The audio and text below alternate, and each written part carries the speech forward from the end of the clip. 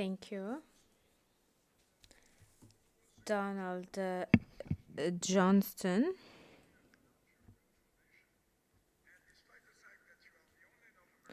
You are the chair of the McCall-MacBain Foundation, former Secretary General of the OECD, and you are from the United States. However, you want to address the issue of Europe. Yes, and I will be speaking in English as well. I want to talk about Europe and why the unity of Europe and the strength of Europe is critical to global governance. Now, we had a discussion about the European Union, what next? I want to talk a little bit about that. What next? Because, you know, you people, I think you all do, everyone appreciates that the very existence of the European Union is one of the most creative, remarkable creations of social and economic policy and political in history. And the violent history from which it emerged, and many of you are too young to remember, but when I first saw Europe in 1949, I was very young. But you can't imagine what a miracle it's been, and that's often forgotten. A lot of the Eurosceptics, I don't think, really understand how far Europe has come in such a short length of time, and are quite prepared to see it unravel. Now, I'll come to that. This is one of the real problems I have. But you know, I was inspired by something I came across by accident, a historian called H.A.L. Fisher. In 1936, he's a British historian, he was at Oxford. This is what he said at that time about Europe. He described all the efforts to unify Europe, the failures of the Romans, the Christian Church, Napoleon, and at his time, communist Russia. That was a concern in the 30s.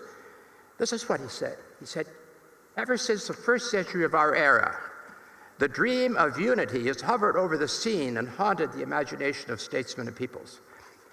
Nor is there any question more pertinent to the future welfare of the world than how the nations of Europe, whose differences are so many and so inveterate, may best be combined into some stable organization for the pursuit of their common interests and avoidance of strife.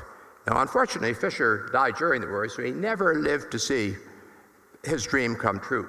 And we have.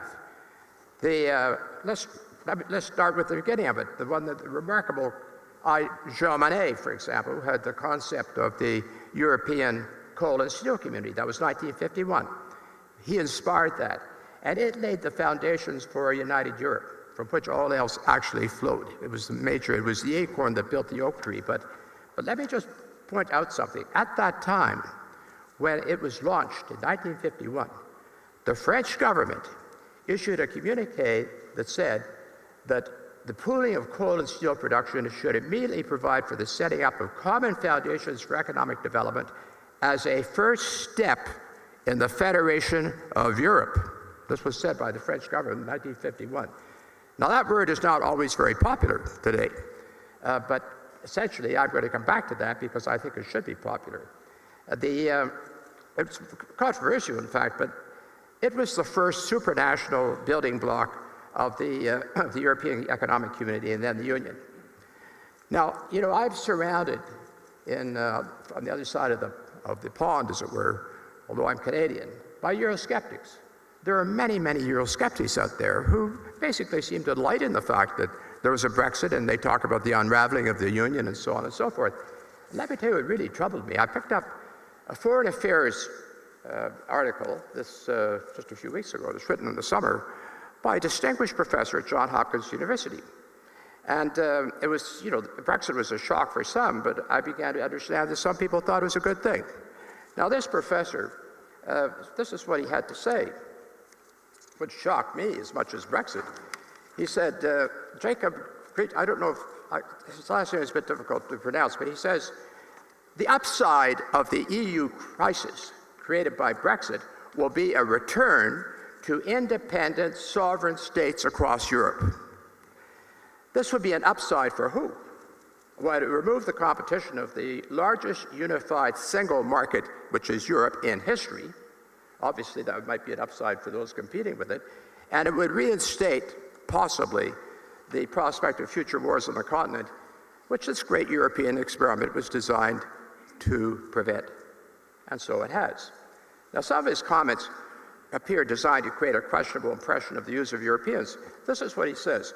A Europe of newly assertive nation states would be preferable to the disjointed, ineffectual, and unpopular Europe of today.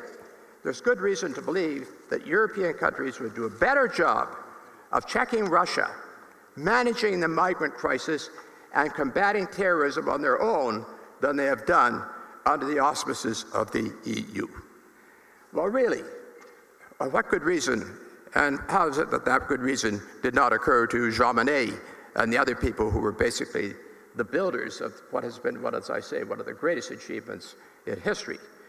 And it really troubled me, this. I'm spending perhaps too much time on it, but it troubled me that foreign affairs is a very influential and prestigious. This didn't appear in some rag paper. He went on at great length to explain why this would be better. And he never mentioned many of the notable achievements that the Union has created. The euro being one, research and development which exceeds that of the United States and other. There are all sorts of things you can say, basically, of what the great successes have been. We don't hear that. At least we don't hear it in Canada and the United States. Now, the only country, actually, where I want to say a word about Brexit, because the only country, the UK was the only one where the polls actually said the majority would support exiting. And there have been many comments in the press and elsewhere saying, well, the UK is actually not, really not the kind of member that originally began to build the Union. We know that. The UK has always been reluctant. And as a matter of fact, David Cameron Martin Wolf says, took a huge gamble and lost. And this is probably the most disastrous single event in British history since the Second World War. Now, many of you here know Martin Wolf, and that's a pretty strong statement coming from him.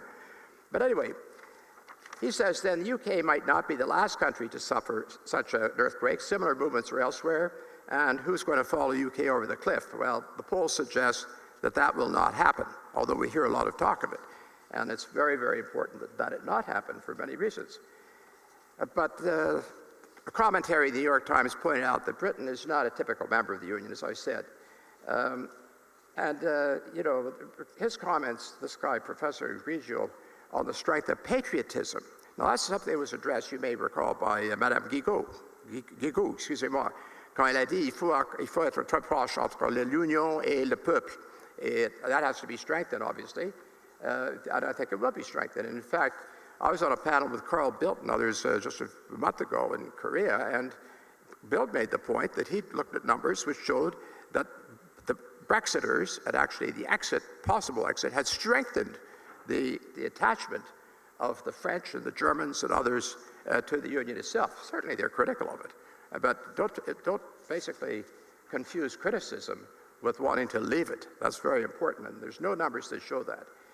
Now, this is a bit contentious. It might be good in some respects, if I may say so, if UK left, because the UK has been a problem for the Union. And I say that because here's a comment by Jacques Delors to Handelsblatt. This was 2012, and Jacques Delors has devoted much of his life to the European dream, both in public office and, of course, through his foundation in Paris. And he made the following comment to Handelsblatt in 2012. He said, if the British cannot support the trend towards more integration in Europe, we can nevertheless remain friends, but on a different basis.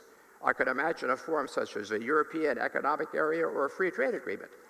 Well, that might be a happy outcome should Brexit come to pass. I'm not sure that it will, personally, notwithstanding the comments by John Kerr, but the real beneficiaries of Brexit in that case might very well be the remaining EU members, inspired by people of the experience and quality of Jacques Delors, and members of the Spinelli Group, which was founded in 2010 as a network of politicians, individuals, writers, and think tanks looking to revive the momentum towards a federal structure for the EU. There's also evidence that the attachment of member countries to the Europe, as I said, has been strengthened. At least that was Carl Bildt's view.